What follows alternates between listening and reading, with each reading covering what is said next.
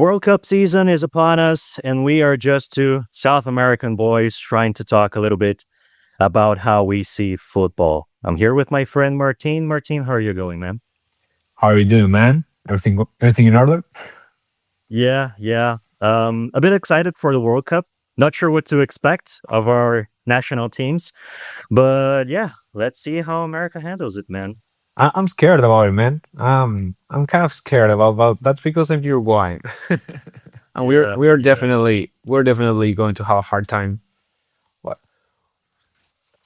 Okay, yeah. I mean, in Brazil, we're kind of, I don't know, we're kind of still trying to understand how we're coming to this World Cup. We don't even know who's going to be on the final list, but anyways, let's talk a little bit about that.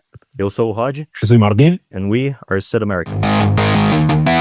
Okay, so first, before we start talking about the big topic in hand, let's introduce ourselves a little bit, shall we? So I'll let you go first. Please, Martin, tell us who you are, what's your age, where you come from, and what's your relation to the big sport, man. Well, this is Martin. I am basically a university student, but also I happen to have a YouTube channel, which which is was the way we met each other. I'm Yeah, 21. yeah, Yeah, I'm really looking forward to yeah. having a good World Cup season, not only with my national team, but also in my YouTube channel, which we are doing Nice. bits in there with Rodrigo. Nice. Actually, use this moment to plug your channel, man. Where can people find you? It's Alt Martin Young, just like my name. We'll have Yeah, something on the screen right now that's yeah. showing it. So check it out. We're doing like weekly content in the following month, Right. and it's basically for the most part explainers. Football explained, the world explained through football. For football. Yeah. Actually, like the tell us a little bit of how the idea for the channel came up. Like which inspired you?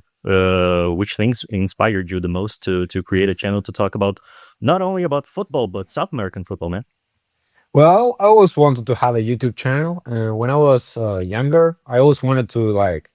Uh, I really like European football and everything, but over time, I think I began to realize what maturing to some extent means, and in partly is about realizing that European football is like for kids. Yeah. I mean, I Yeah. like it, but I began to appreciate the nights of Copa Libertadores. I began to appreciate Yeah. the beauty of our football, and I began to think that Latin America is probably about to become the next biggest place in the world, basically. Yeah. So logically, our football will eventually uh, Yeah. grow and become mainstream. Yeah. Yeah. I think like at least in some broadcasts, people are already saying that the South American football is probably among the top 5 or top 10 leagues in the world. And actually, that's what led me to write to you in the first place.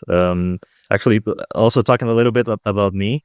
My name is Rodrigo. I'm 29 years old. I'm from Brazil, from the south part of Brazil. I live in Curitiba. I'm a supporter of Furacão, as you can probably see in the background as well.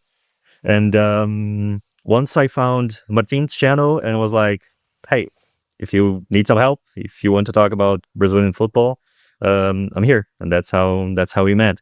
And I really think that the like talking about the Brazilian league, which is what I'm most familiar with, um, it's like it's really noticeable how it increased in quality in the past years.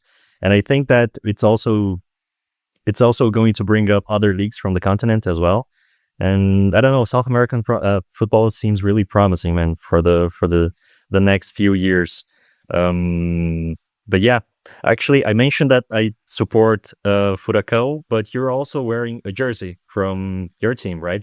Yeah. I support a team called River Plate, but it's not the Oh, one the you. Argentinian one. No, not that Oh, one. It's a team, a very old team from the second division of Uruguayan football. It's nowadays in the second division. It's mm, usually in the first one, but probably not for a while. Uh, yeah. And it's River Plate. We don't have any titles, any major titles. Uh, it's literally pain to support this team, but we are still here supporting. Let's go. Nice, nice, nice. Actually, when I first saw that jersey, I thought you were wearing like an Estudiantes because the crest seems a little bit like the Estudiantes. Yeah, yeah. This is like a special version of something. Let me show it to the camera. Oh, I don't know nice. which year it is, to be honest. It has like nothing in the back. Yeah, But yeah, I mean, if you ever like, if someone ever comes to my house, they'll basically see a lot of this because it's something we're very used to. Like, not nice. anymore, to be honest, because the quality of jerseys, for some reason, has like seriously decreasing a lot. Yeah. But yeah, I mean, it's like a must-have item here. Yeah, yeah. Actually, before the recording, we were talking about the football kit suppliers and like how Adidas does some great material and stuff. Like, I don't know what you feel about it, but I feel like if Adidas ever sponsored Atletico, that would be like my dream goal. You know, I really like Umbro, but like Adidas is on a whole other level. I don't know if you like ever expect like a big brand to support River, but yeah, Adidas has something different, man. Well, we used to be at Adidas as well, like back in the 80s.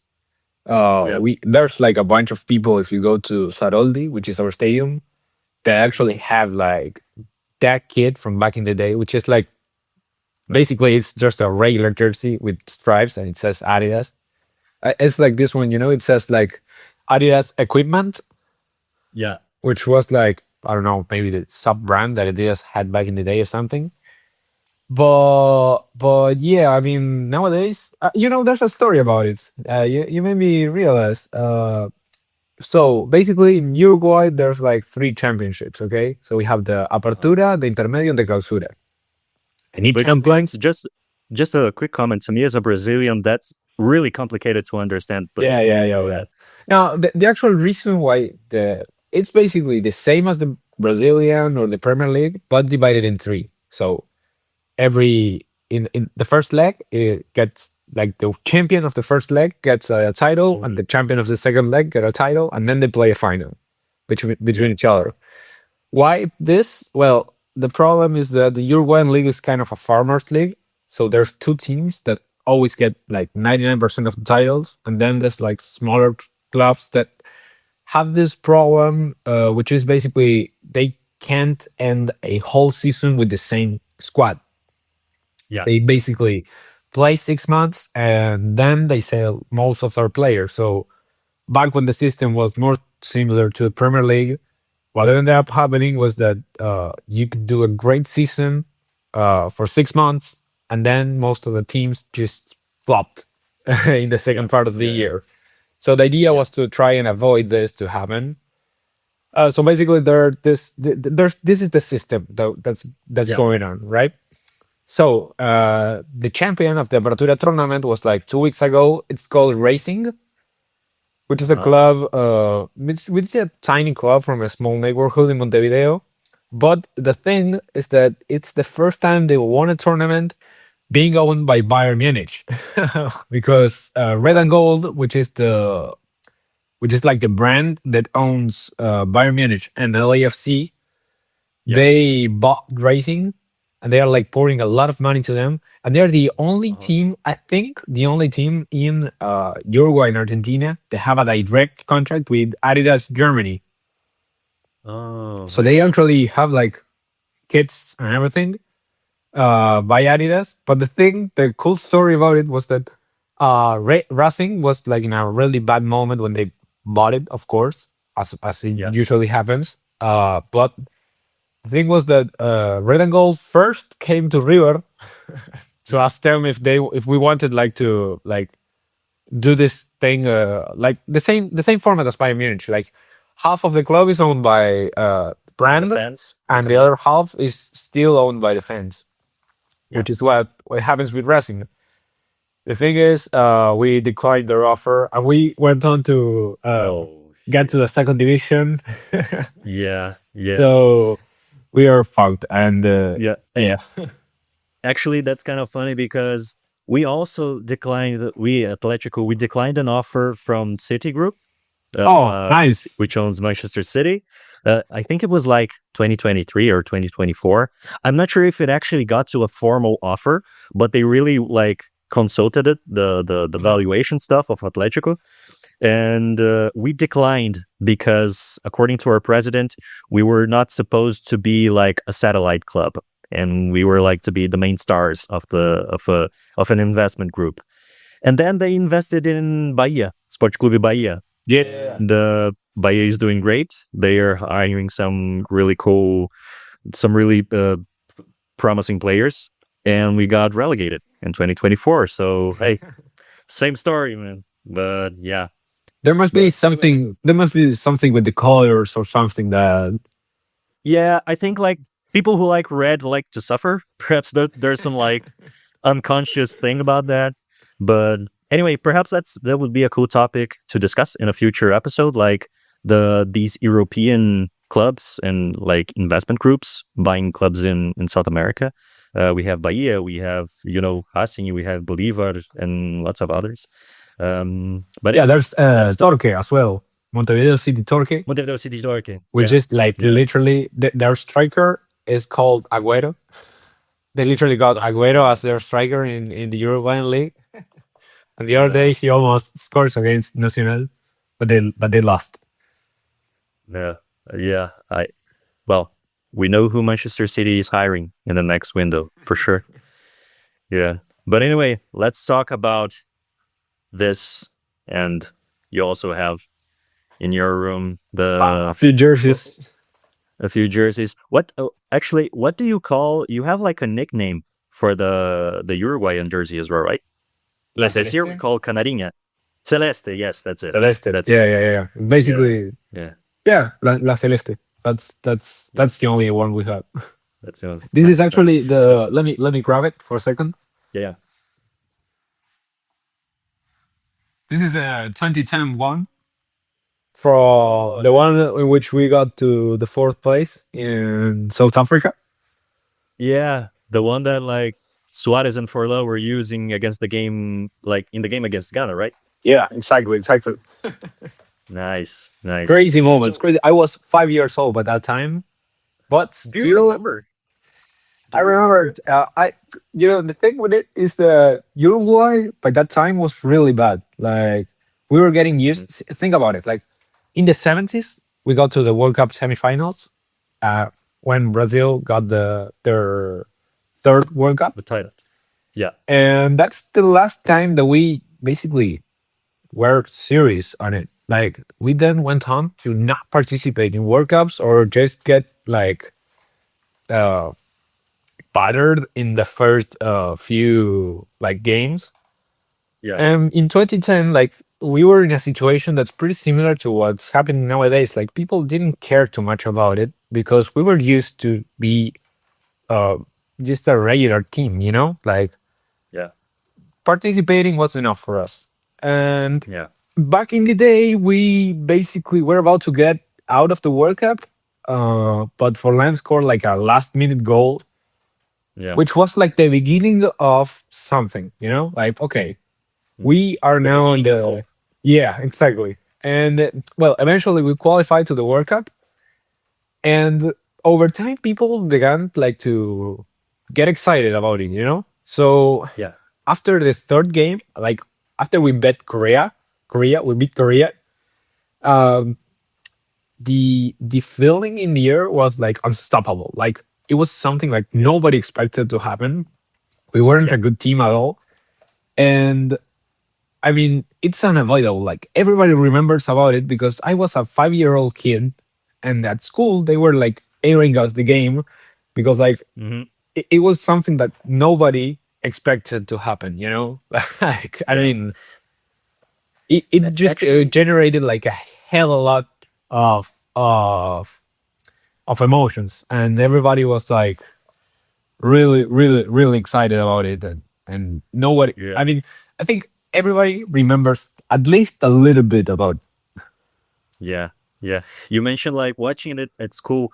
That's something I'm really curious about, and this is the thing about a project such as this is we get to talk about the South American culture of football, but also to interact with the people from all over the world, you know? And I'm actually really curious to know if people from like Europe and I know that in the USA, football is not like soccer is not as popular as here, but do people around the world stop what they're doing, like school, work, and all that stuff, to watch the games for their national teams as we do here? Because like in Brazil is something like I work in a like in the corporate world, and we talk about in these like serious business meetings about how the World Cup is going to affect business because people like stop to work and stop working and will start to watch the games, you know.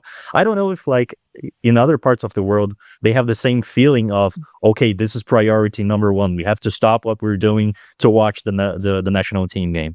So you do that in Uruguay as well? Well, when I was, I mean, I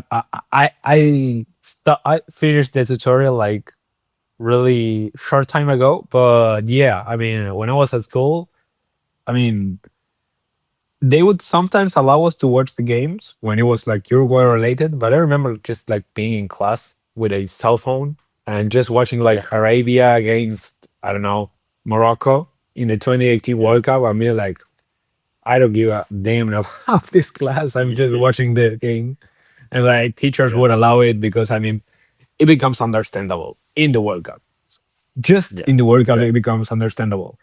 It's But like yeah, man, like, and now in university, well, I haven't had like a World Cup yet mhm, at this stage of the career, but I have seen plenty of people just like watching Uruguay's games because I study in the night. So yeah, basically, when I watch Uruguay or when there's a game or something, like there's people at the cafeteria, and there are yeah, like there's no one at the cafeteria ever. But for some reason, when Uruguay plays, and everybody is like watching the game, you know, and it's like, yeah, man, you should be in class, but nobody goes because Uruguay is playing. And yeah. It's kind of funny, like when it's World Cup season here, you like usually there's like an old people's bar near my house, like which only like old guys like get together to, you know, drink and talk shit, you know. But I remember in the last World Cup, it was, I think it was a Brazil game that was happening, and I was like coming back from work, and I like passed in front of it, and it was like full, not only old guys but like young people and like children and women, and like everybody was like crowded in the entrance just watching like the game in a tiny screen on like on top of the counter. And it's such a crazy feeling, you know, the how this is like an event that brings people from all different, you know, social classes and ages and ethnicities together. yeah, But yeah, I feel like this feeling has been stronger like in the past. And we already discussed this in some videos in Martin's channel. Check it out. But how are you feeling towards this World Cup? Like, what's the sentiment of the Uruguayan people coming to the 2026 World Cup, man? you know, I have mixed feelings about it because I am excited. I trust Bielsa. Okay, I think we might be at a similar Yeah. situation at the one as the one we were in back in 2010, where everything was a mess, and still being a mess worked out for us. I mean, I also like to think about the odd events that can potentially happen. Like, what I mean, it is widely known that Valverde and Bielsa don't have a good relationship, and basically most of Hmm. the Uruguayan squad don't. But what if we win the World Cup, for example? What if we end up in the semifinals? Like, what are we firing Bielsa anyways because we don't like him? But he look at where he brought us to, Yeah. right? And like Yeah. that's something similar to what happened at the Copa America, where we ended up in the semifinals. Yet people thought that was bad for some reason. Like we kicked out Brazil. I mean, that Yeah. doesn't happen often, you know? I mean, yeah, I know Brazil isn't the same as it used to be, but I mean, no other manager was able to do that. No other manager was able to play like a game against Brazil, uh, trying to be as good as them, you know? back when we had Maestro Tavares. Competing, right? Yeah, yeah, Yeah. precisely. Back when we had Tavares, we were like playing basically hat and ball, hoping like for the best, and that was like guaranteed lose. That was a guaranteed loss, you know. But anyways, here's the thing. I I I I'm building a video that's about a theory that I have in which every World Cup has one champion. I mean, every World Cup has a champion for sure. But what I mean is, every World Cup has a world champion journey. All right. So basically, to win the World Cup, you don't always need to be the best, but also to have the best journey. Mhm. For example, Morocco in 2022 had to play against five pot one teams and only Yeah. two pot three teams. So they had like super hard games. And obviously, after playing 5 game or 4 games against like top nations, you will be like much more um, in worse conditions for the last few games, right? Mhm. Well, this same idea applied to Germany in 2002, where they played only rivals from pot three until the final, where they lost to Brazil.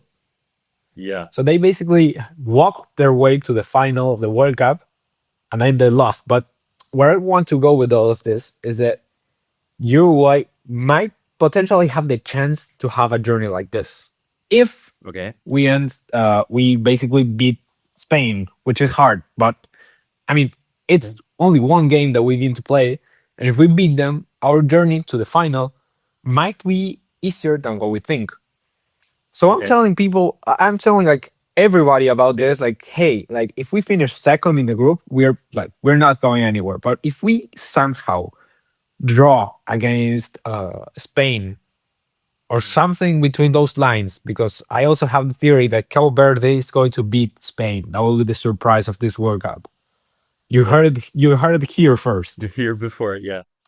So here's the thing: I'm telling everybody about it, and everyone is like, "That's not gonna happen." Like, don't bother. I have a friend of mine who's supporting Spain in the World Cup for some Yeah. reason. Like, he supports Barcelona, which is very questionable in my opinion.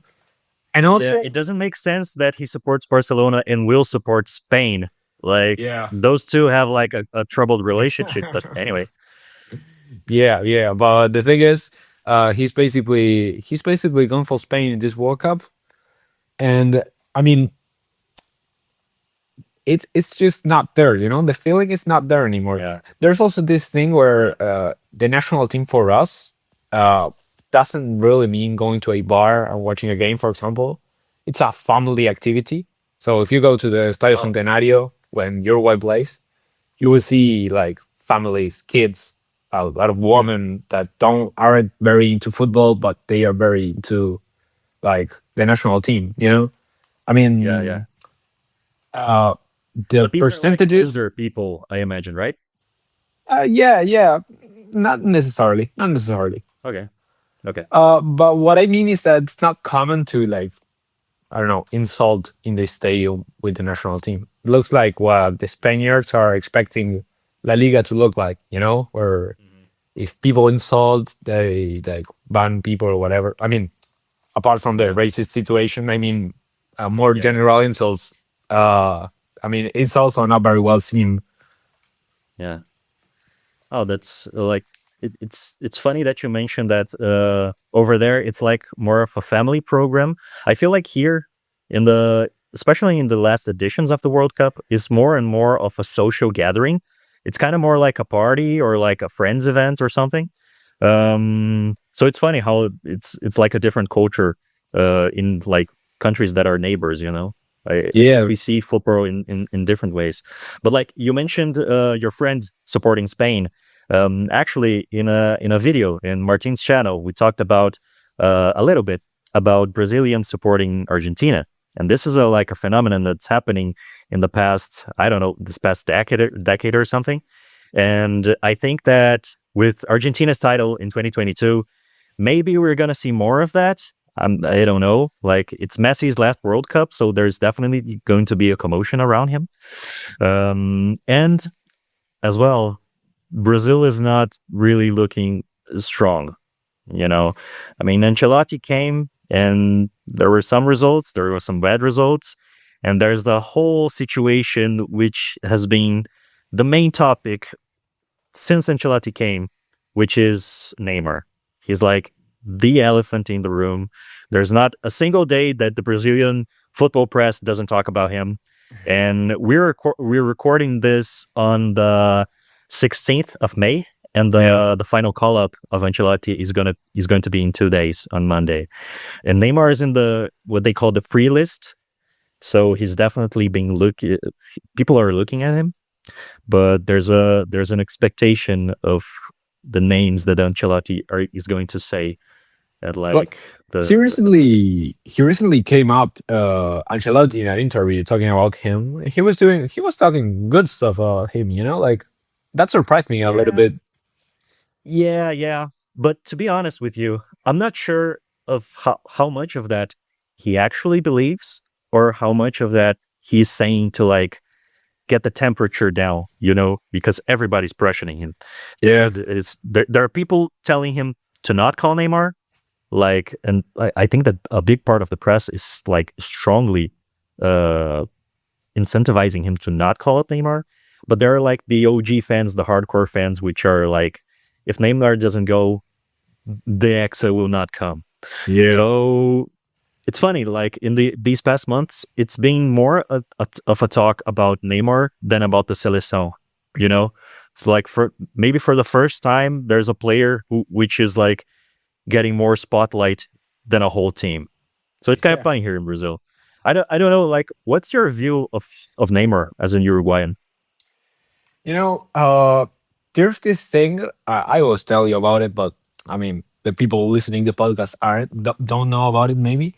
But in Uruguay, we see, and Argentina, and basically probably the whole Latin America, we see Brazil as another continent, basically. Like Yeah, the media, the news, and politics, even, and social stuff. Well, the picture that we get is pretty filtered out because of the language barrier. So yeah, plenty of times you get to see news about, for example, Ancelotti not calling Neymar, not calling up Neymar for the World Cup, or calling him up for the World Cup, and it's like, it's so hard to get like a proper view of what's actually happening without actually trying to read like the Brazilian news outlets. news. Because Yeah, what we eventually get from Brazil are like maybe the top news translated to Spanish, interpreted by someone else. So hmm, I mean, it's like, it sounds old what I'm saying, like something that yeah, would happen to a person in the 50s, but actually the news that you get to listen to without doing much effort or much research are pretty confusing, especially when we talk, and I ask you like, "Hey, what the hell is going on with this?" and you tell me yeah, like yeah, something completely different to what I was thinking about. So basically, that's the thing. But still, what people want in Uruguay is obviously, I think that's Neymar going to the World Cup. Um, hmm, Obviously, there's this thing where we don't really care too much about how Brazil does in the World Cup. Yet, yeah, people are hungry for the story of Neymar in the World Cup. For right, this, revenge arc of Neymar, like being able yeah, to get to his final World Cup and doing his last bits of games. yeah, But I mean, the problem is that someone has to be like the bad guy and make a yeah. choice that's actually a serious one. Yeah, and that's actually like for me, that's why he should go to the World Cup, because of the story, because of like the whole storytelling aspect of it. Like I know he's really injured and he's not playing as well as he did in PSG or in Barcelona, but there's a story behind the guy, There like we can't ignore that aspect. But anyways, probably this opinion will be outdated in like 2 days. So I don't know. Maybe we're talking like nonsense here. But actually, before we close this main topic, I wanted to ask you, and this is something that will come up also in your channel in a couple of days or weeks. Um, the World Cup is happening in three countries at once in a place that doesn't really have a football culture. What's like, how are you seeing that, man? Like, what's your expectations for mainly the US hosting the biggest, soccer event in the world?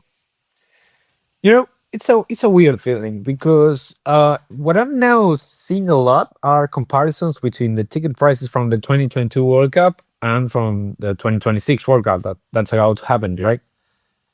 So basically, what I was thinking about the other day was, hell, we are like getting used to this crazy prices. Like, I mean, the comparisons were like, all right, in Qatar, a ticket for the quarterfinals was like $600, and now it's $4,000, right?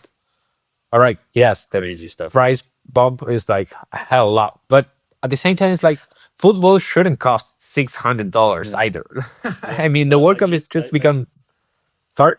Yeah, no, no, not to interrupt you, but I saw a news. I saw a comment. I think it was like Donald Trump commenting, like, "Yeah, I wouldn't pay $1,000 for a Paraguay game either." Yeah. And first of all, like, fuck you, man. How dare you talk about a national team from South America? But anyways, like, $1,000 is $1,000. Yeah, it's Yeah, yeah, ridiculous. yeah, yeah.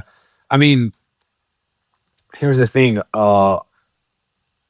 I think World Cup games aren't the same as regular events. You know, uh, probably the way he's saying is like, okay, what's the quality of the Paraguayan players? What's the quality of the USA players? All right, then they are, let's say, if we can put it into a number, they are like 78 rated. All right, Yeah, does a 78 rated game cost $1,000?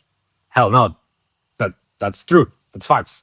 yeah, Still, what I was reading out of that news is the fact that he probably realized that uh, Infantino is getting like a hell lot of problems because of the prices of the yeah. World Cup tickets.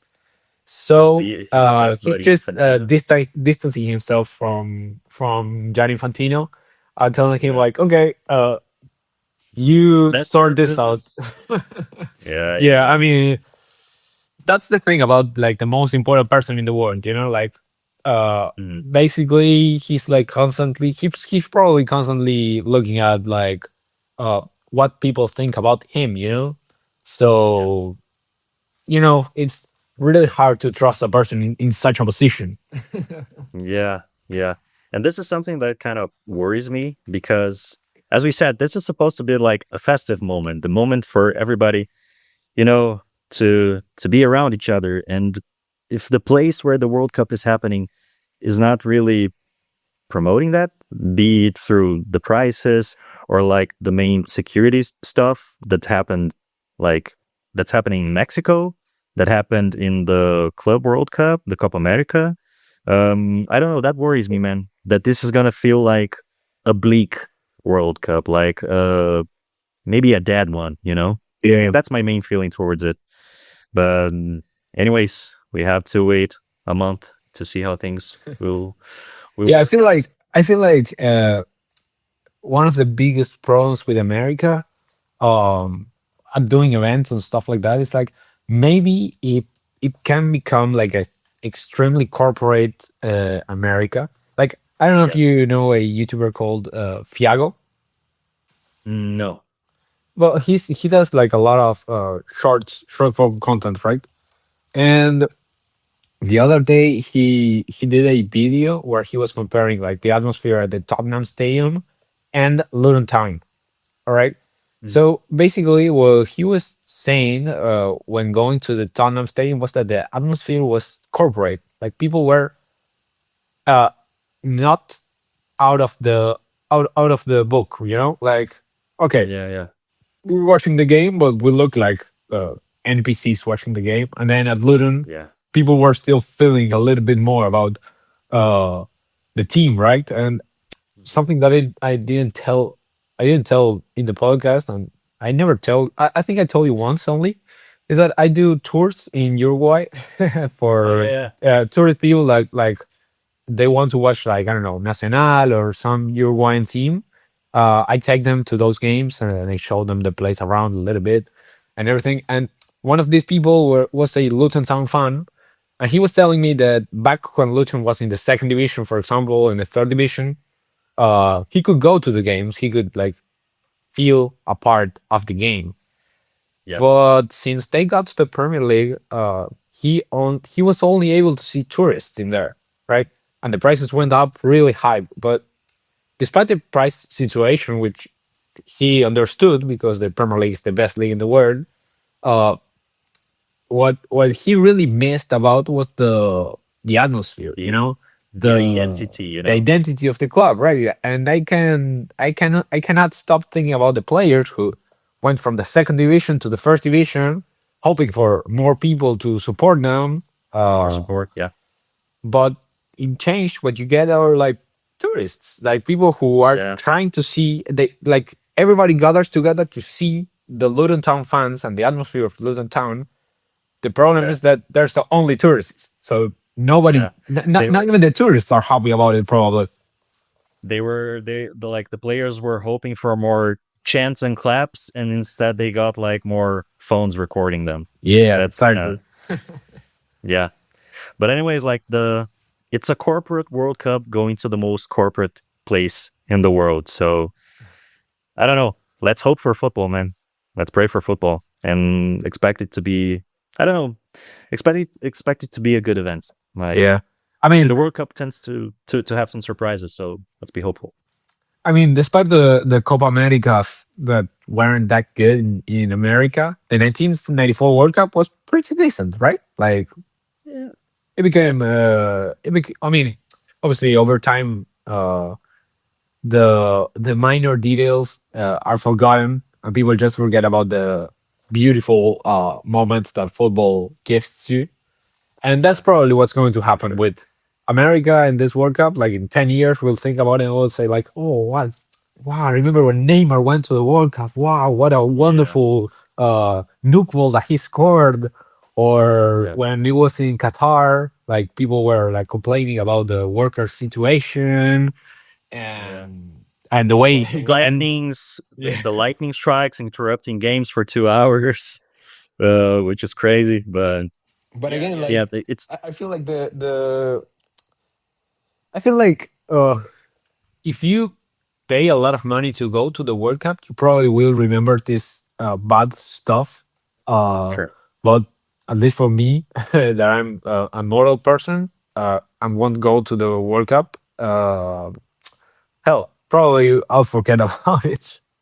Yeah, yeah. I mean, it's the good moments that will stay. Yeah. Um, but anyway, before we close off this pilot episode, and we hope that you guys watching and listening enjoyed, let's end up with some recommendations. And this is something that we will try to do in future episodes, like not just our content, but leave recommendations for other football content as well. Especially if you're not from South America and you're trying to understand more about the football culture here. There's some great content on the internet. And for my recommendation for this week, actually, I'm going to first off recommend Martin's channel, Martín Young. Actually, like it's at how is it spelled again? You changed it recently, and I forget it. How Yeah, is it's it called? Alt Martin Young, but without the I. Without the got it. Yeah. So go Martin to his Young. channel. Yeah.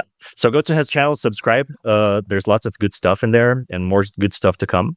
And I also will recommend a Brazilian channel called Peleja. They do some great documentaries about football here, and not just football here, but they went to Europe to talk about some subcultures of Germany, England, the Eastern Europe. So they do a lot of great content. I think they're also producing some content in English or with English subtitles. So feel free to check it out. It's called Peleja. Yeah. Yeah. We'll write it down We'll here write it so down. you Yeah. so you can check it out. But that's it for me, Martin. What do you recommend for the guys watching us today? I've been watching a lot of a channel called Road None. There, he's become Great like channel. really, really popular recently. So probably if you're listening to such a small podcast as this one, you probably already heard about him. But yeah, that's my recommendation for the week. He's like a really solid channel. He's a huge inspiration for our channel. But yeah, also, you should definitely check out my channel. We're doing bits in there. Rod is helping me with the research of videos and also the scripting and basically everything that's creative around this contents because alone it could be done, but it's worse, you know. So yeah, we are into that, and I really hope that you guys check it out. And because what we're doing is creating a community. We're trying to create a Yeah. huge community with a huge objective that's placing Latin American football where it should be and it will where Yeah. it will be in the future. Yeah. Yeah. We're gonna create the South American empire, man, for sure. But anyways, guys, thanks for listening to this pilot episode. We hope that you enjoyed. Feel free to leave suggestions, critics, comments, any of that stuff in the comments down below. And we hope to see you in the next one. See ya. See you, man.